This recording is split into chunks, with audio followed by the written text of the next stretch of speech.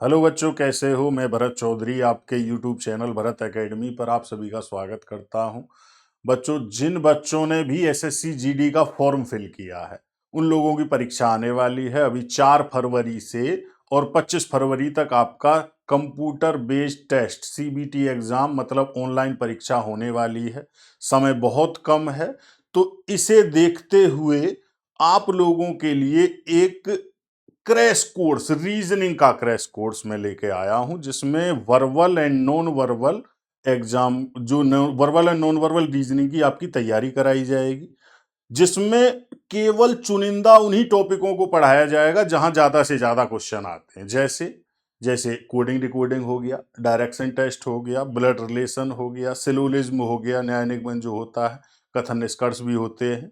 तो इस टाइप के टॉपिकों को आपको ज़्यादा से ज़्यादा पढ़ाया जाएगा, उसी पर प्रैक्टिस कराई जाएगी। तो जो 8 10 12 जो भी क्लास हो पाएंगी उनमें कोशिश की जाएगी कि आपका ज़्यादा से ज़्यादा सिलेबस कवर हो जाए और मेन मेन चीज़ें ही, मेन मेन टॉपिक ही आपको पढ़ाए जाएंगे।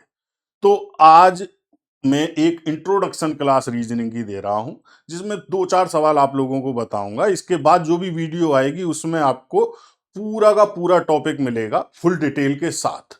देखो बच्चों, ऐसा होता है कि एग्जाम, कोई भी आप अगर एग्जाम देते हैं गवर्नमेंट का, तो सबसे मेन रोल रहता है टाइम मैनेजमेंट का। भाई, अगर रीजनिंग आती है या मैथ आता है तो ये ऐसे सब्जेक्ट हैं जो टाइम टेकिंग है। अगर आप सॉल्व करोगे तो बहुत ज़्यादा समय लगेगा। तो इसमें 2 3 तरीके होते हैं। एक तो हो गया आपका कि पूरा सॉल्व करते हैं बेसिक से, दूसरा तरीका है आपको ट्रिक पता है उसकी, तीसरा तरीका है आपको लॉजिक लगाना आता है। लॉजिक मतलब कॉमन सेंस। तो लॉजिक और ट्रिक प्रैक्टिस वालों के लिए है। बेसिक से अगर आप करोगे तो बच्चों नहीं हो पाएगा, क्योंकि समय बहुत ज़्यादा लगता है बेसिक से करने में। अब कोई भी अगर एग्जाम आता है, अगर मैथ का ही कोई टॉपिक आ जाए, अगर साधारण ब्याज का भी है, दूरी का भी है, या रीजनिंग में कोई है, तो अगर आप बेसिक से करेंगे, अगर आपको ट्रिक नहीं पता, आपने प्रैक्टिस नहीं की है, आप केवल सेल्फ स्टडी के भरोसे जा रहे हैं, तो समय गड़बड़ा सकता है। क्योंकि कोई भी एग्जाम आप लोग देते हैं तो एक क्वेश्चन के लिए 30 सेकंड, 40 सेकंड, 45 सेकंड, लास्ट इतना ही समय मिलता है, जिसमें आपको क्वेश्चन को पढ़ना भी है, सॉल्व भी करना है और सही टिक भी करना है।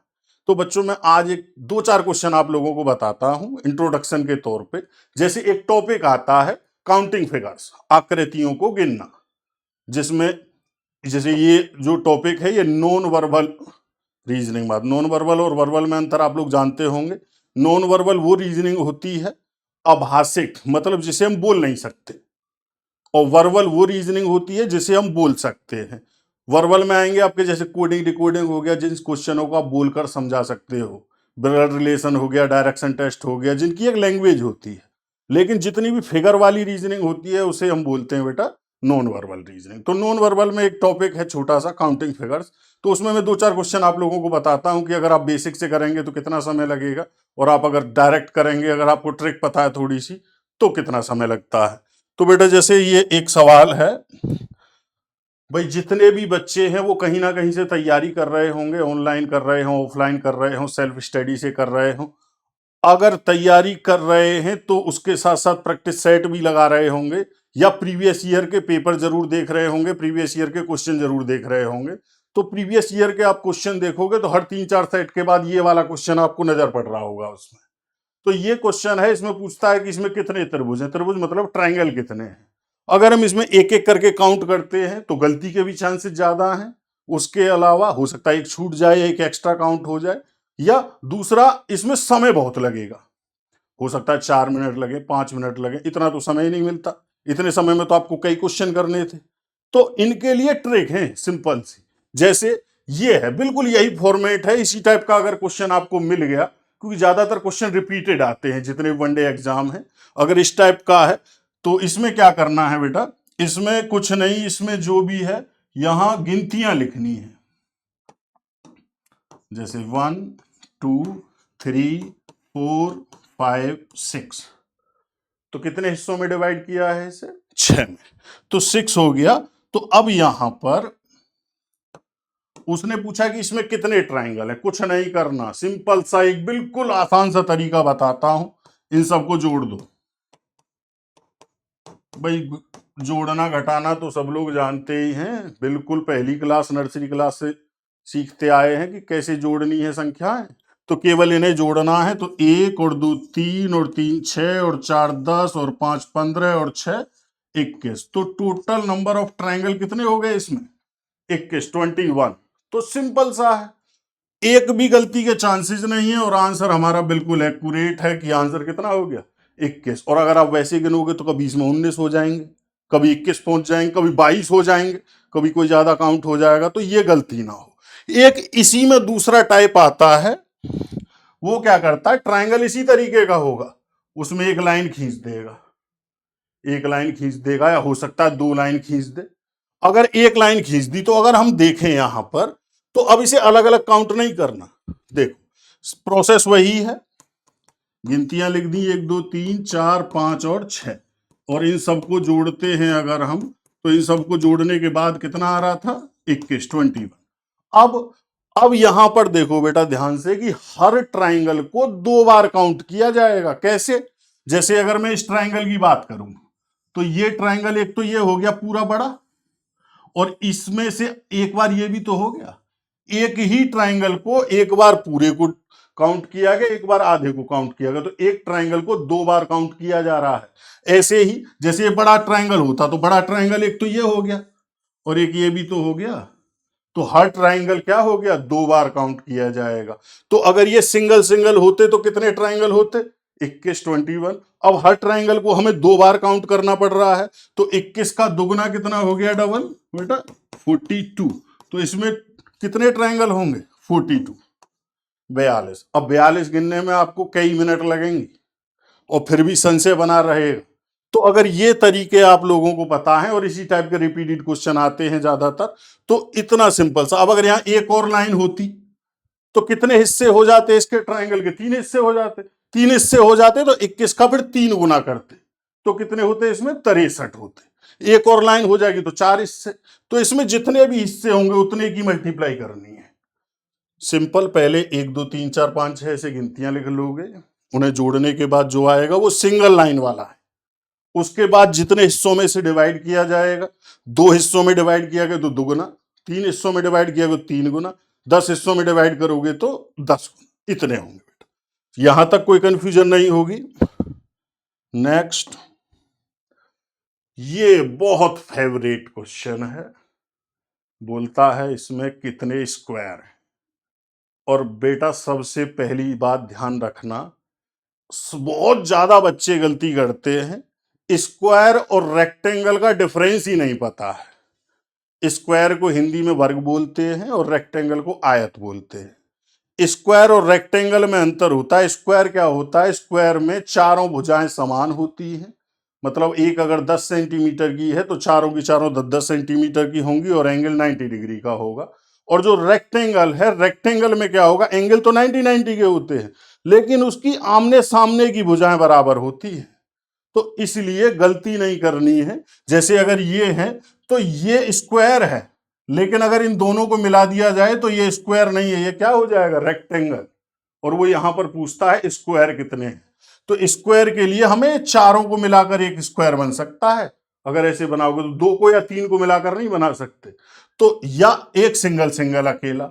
अब इसमें भी अगर स्क्वायर पूछता है कि कितने स्क्वायर हैं, तो इसके लिए भी बेटा एक सिंपल तरीका बताता हूं, गिनती लिखनी है 1 2 3 4, ये हो गया।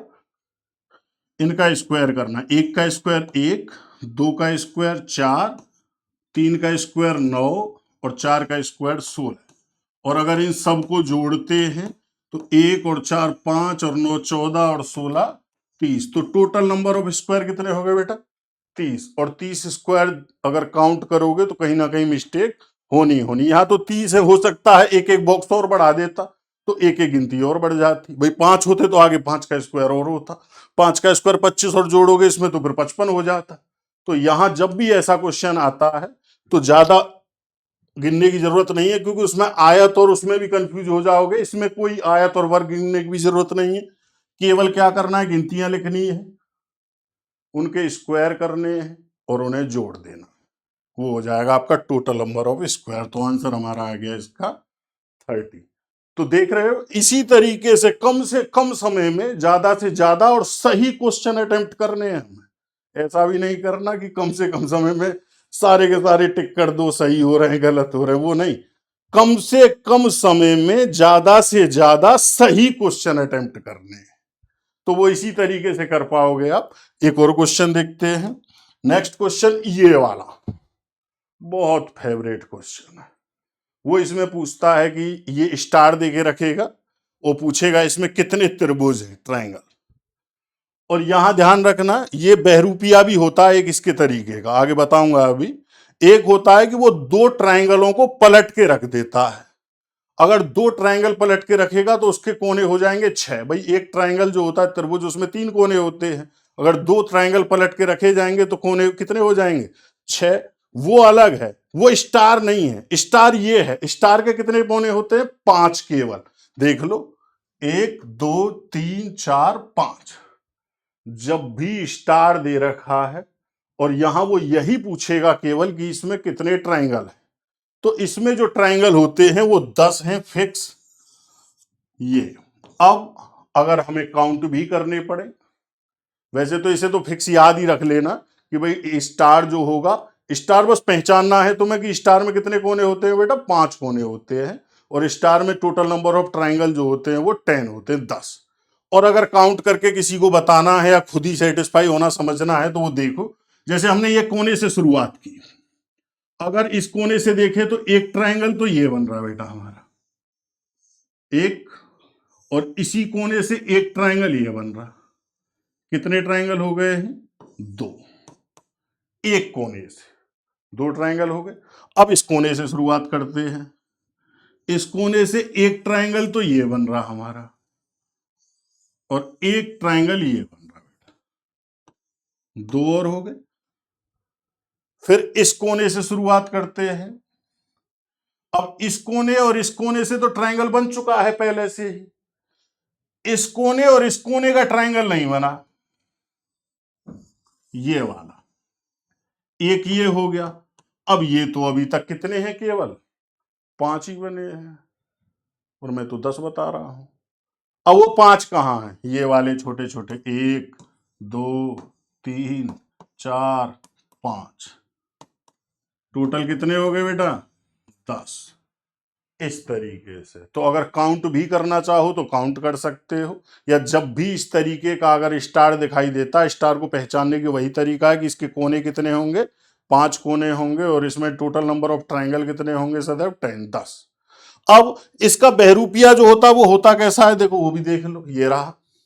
इसमें क्या किया, 2 ट्रायंगल लिए गए और उन ट्रायंगलों को पलट के रख दिया गया। एक सीधा रखा है, एक पलट के रख दिया है। और जब ट्रायंगल है तो इसमें कोनों की संख्या 1 2 3 4 5 और 6। 6 कोने हो गए, हर कोने पर एक ट्रायंगल बन रहा है, तो 6 ट्रायंगल तो ये हो गए। उसके अलावा 2 ये बड़े बड़े ट्रायंगल हो गए, एक ये है, एक ये है। तो टोटल नंबर ऑफ ट्रायंगल कितने हैं इसमें? 8। और कोई ट्रायंगल नहीं बनेगा, खूब बना के देख लेना। तो यहां पर जब देखो कोने 6 हैं लेकिन ट्रायंगल कितने बन रहे हैं? केवल 8। ऐसा नहीं करना है कि 6 तो दुगना 12 होगा, जैसे 5 कोने थे तो 10 हो गया, नहीं। दोनों में अंतर है। अगर स्टार है तो 10 है, और अगर 2 ट्रायंगल पलट के रख रखे हैं तो केवल 8 है। तो ये एक इंट्रोडक्शन क्लास थी जिसमें मैंने थोड़ी सी चीजें बताई हैं कि आप लोग कम से कम समय में कैसे क्वेश्चनों को सॉल्व कर सकते हैं। तो नेक्स्ट क्लास में बेटा एक पूरे टॉपिक की वीडियो आएगी, बहुत इंपॉर्टेंट। तो आप लोग ज्यादा से ज्यादा, और भी जितने बच्चे हैं, जो लोग तैयारी कर रहे हैं, आपके यार दोस्त जो भी है, उन लोगों को शेयर करो, सब लोगों को इस चीज का फायदा मिले। ठीक है बेटा, मिलते हैं नेक्स्ट क्लास में। जय हिंद, जय भारत।